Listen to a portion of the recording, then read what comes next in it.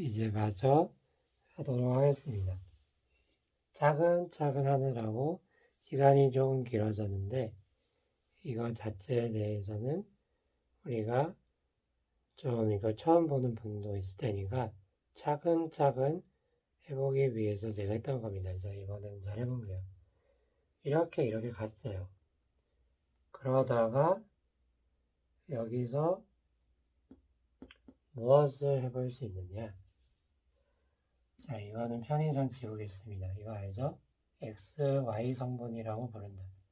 벡터 아래 x, y 성분이라고 부른다. 얘는 듣고 넘기기만 해도 돼요. 자, 여기와 여기를 기준으로 이런 양 같은 걸 정의해 볼 수 있겠지. 얘가 얼마의 시간 동안에 얼마나 보통 갖느냐라는 거를 할 수 있을 거예요. 자, 잘 보세요. tf에서 ti를 빼면 이것의 길이가 나오죠. 이거를 델타 t라고 하는 거예요. 오버 여기에서 여기로 갔으니까 여기 위에 있는 것에서, 그러니까 정확하게 말하면 나중에 것에서 처음 걸 빼면 나오겠지. 이것을 보통 우리는 뭐라고 부르냐? 그저 평균적으로 말 그대로 그냥 평균적이에요. 말 그대로. 그저 여기서 여기를 빼서 여기서 이렇게 하면 우리가 예를 들어서 자동차를 몰고 가면 뭐 서울에서 대전까지 대략 몇 킬로인데 뭐 몇 시간이 걸리더라. 그걸 나누는 거랑 같은 거예요. 이건 굉장히 일상적인 그런 표현이죠. 어떻게 보면 이것을 정의한다. 비파라고 정의를 합니다. 그래서 이것에 이름을 붙여줘요. 너의 이름은 뭐야? 평균 속력이라고 합니다. 여기서는 단지 이거는 우리 한국말이라서 우리는 이렇게 부를 뿐이지 이건 스피드. 우리가 일상적으로 말하는 스피드예요. 그러니까 예를 들어서 이게 5초야. 이게 뭐 10m야. 그러면은 평균 속력은 2m per sec죠. per 뭐뭐당. 그래가지고 그렇게 되는 거예요. 그래가지고 거기서 받기에 이번엔 이런 걸 제안해보자. 그런데 이거 자체로는 편의상 얘가 이렇게 가든 뭐 이렇게 가든 뭐 어떻게 가든 그냥 일상적으로 생각해 볼 수 있기에 될 수 있는 양인데, 그런데 이런 걸 생각해 보세요. 내가 가다가 좀 순간적으로 가는 게 있잖아요. 그게 진정한 이 속도를 매기는 게 아닐까요?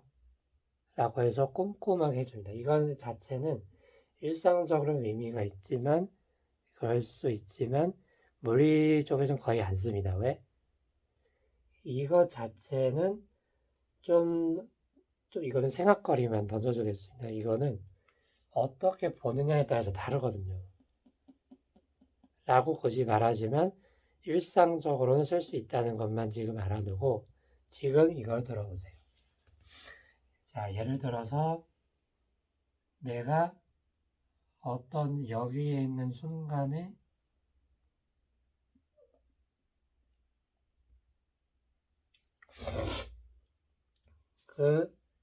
여기서 뭐 예를 들어서 일상적으로 말하면 지금 운동 자체에 대해서 다루는 거니까 운동하기예요. 그래서 이거 자체가 있잖아요. 그래서 우리가 그 자체에 대해서 어떻게 다룰 건지를 좀 보는 거기 때문에 이게 어떻게 되는 거지 보면 되는 거예요. 짐작했기 때문에 여기서 미분이 쓰입니다. 그래서 여기에 있기를 순간적으로는 어떻게 될까? 자, 여기에서 여기까지는 이렇게 하면은 실은 이게 뭐예요? 여기서부터 여기까지 이걸 대략 그린 거예요. 아니포도 양의를. 이거 나누기 이거란 거죠. 이만큼을 가는데 얘가 갔어. 그거를 예를 들어서 여기가 10이고 여기가 5면은 2의 비율로 갔단 말이야. 이거를 기하학적으로는 기울기라고 합니다. 얼마나 기울어졌냐를 수치적으로 기울기라고 해요. 기울기 값이 이거다라는 거예요. 자, 이제는 이거를 점차 어떻게 하면은 여기서의 어떤 기울기를 구할 수 있지 않을까 하는 거예요. 그래서 이런 얘기를 하기도 해요. 잘 보면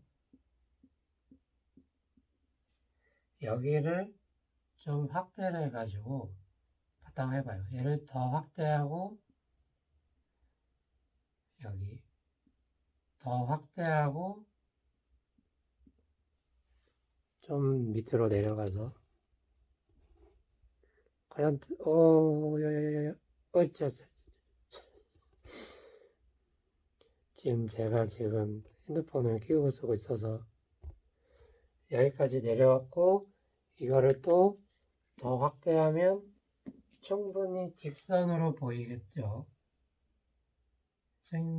어디 봅시다. 순간적으로 조금 확대를 하면 이렇게 보이겠지.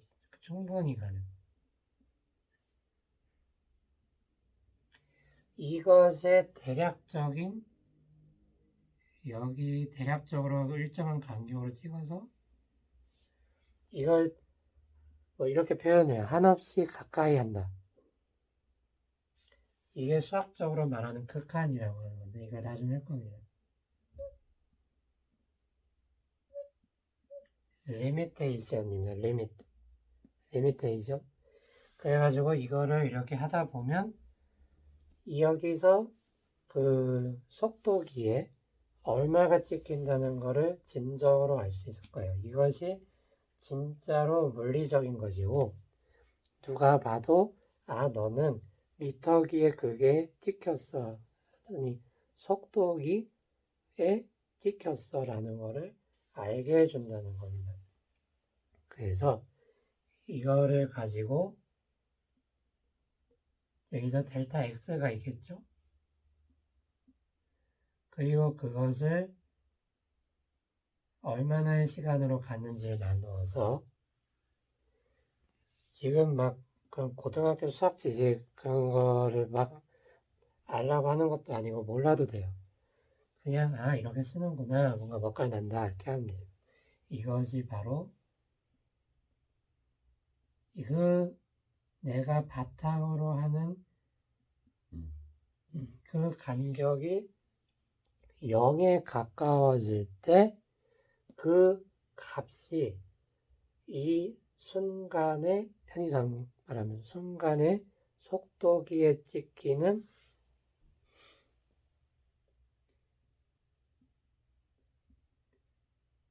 진정한 속도가 될 거라는 거예요. 속력은 좀 값입니다. 값.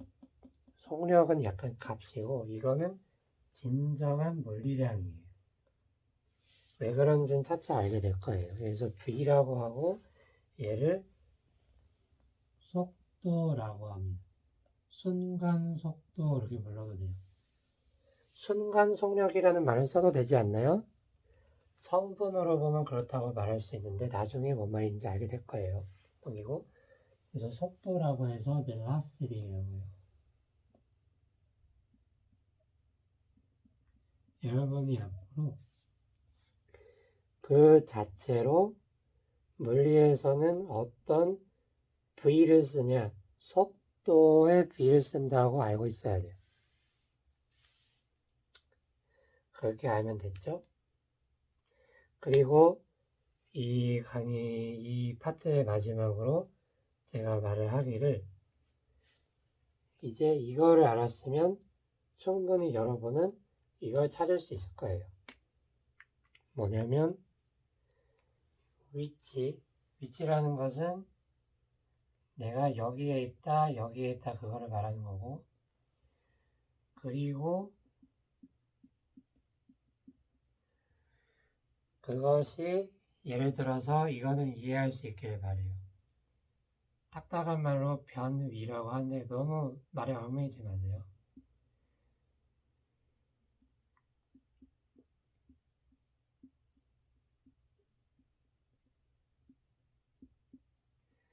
물리에서 쓰는 위치에 관한 건 이겁니다. 델타 x를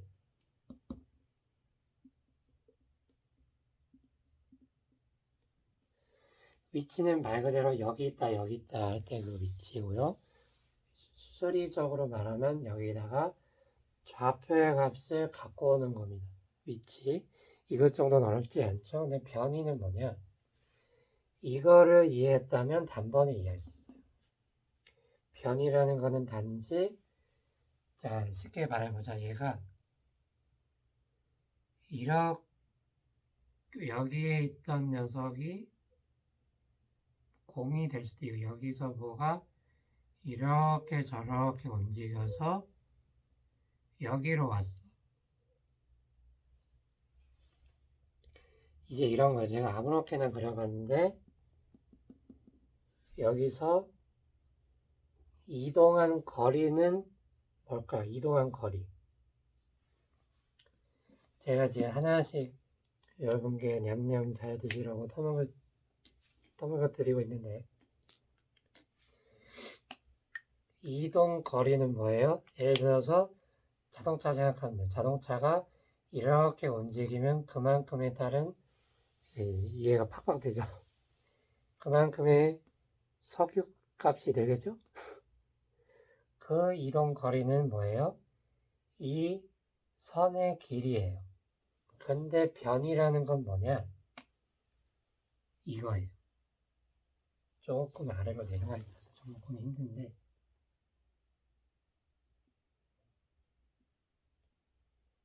실은 이것 자체가 물리에서 의미가 있어요. 너무 일상적이지 않은 거 아닙니까?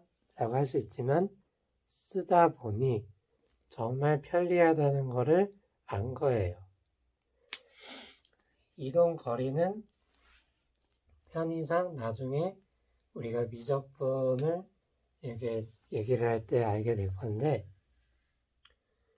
그때 한해서 뭐예요?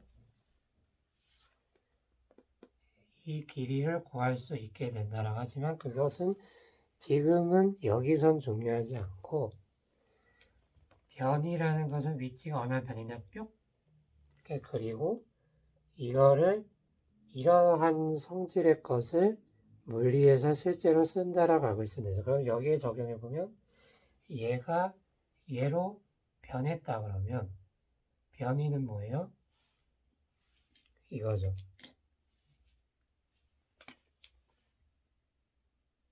이게 변이에요. 이거는 여기선 거의 충분히 직선이라 쉬운데, 이것이 바로 물리에서 진정으로 쓰는 델타 x입니다.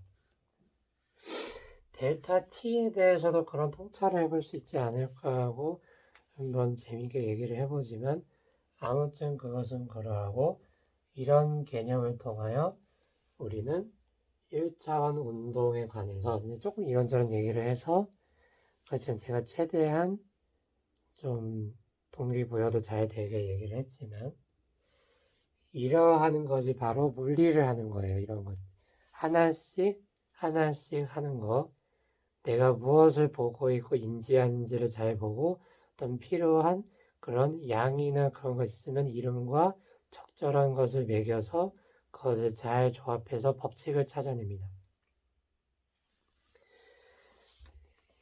1차원 운동이라고 막상은 했지만, 이런 저러한 것들을 물리가 어떤 얘기를 하는지를 좀 맛을 보면서 했기 때문에 얘기가 이만큼 됐지만 아무튼 여러분은 충분히 알아들었을 거라고 생각을 해요. 그러니까 잘 해보고 다음 시간에는 이 미적분이라는 걸 이용해서 이게 진짜 미분입니다. 이게 나중에 할 거예요. 그래서 이거를 이용해서 우리가 본격적으로 이런 운동을 이제 좀 제대로 한번 써보도록 하자고요. 여기까지입니다.